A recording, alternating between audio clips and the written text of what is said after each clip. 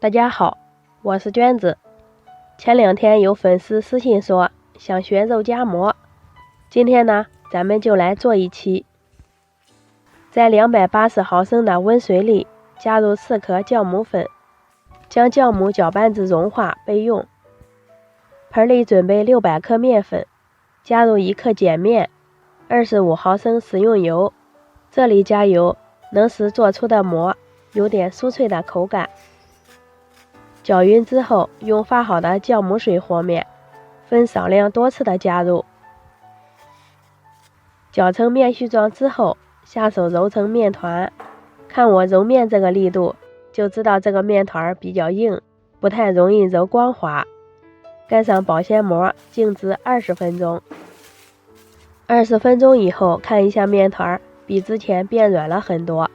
再回来揉面1分钟，就变得很光滑了。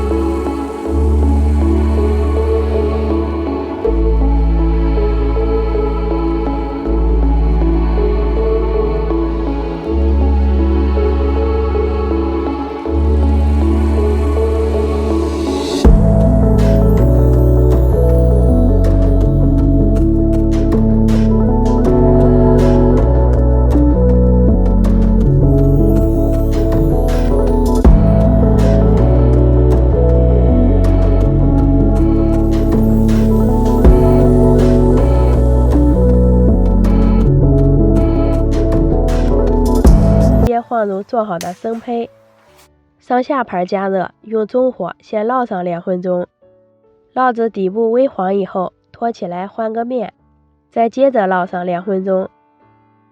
今天烙这个饼有点厚，中间可以多换几次面，一直烙至2面焦黄，用铲子按压不塌陷就可以出锅了。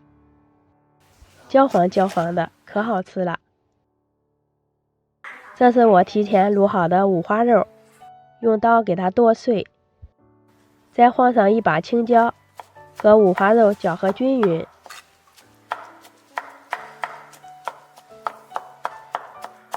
拿一个烙好的饼子，用刀子慢慢的给它划开，底部别划破了。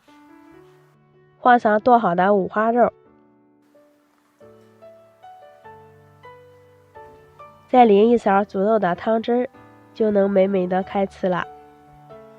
这个饼子吃起来是酥软的口感，里面的五花肉搭配上解油腻的青椒，吃起来香而不腻。在外面买的肉夹馍是8元一个，自己做的实惠又干净。喜欢的朋友可以试一下。我们下期再见。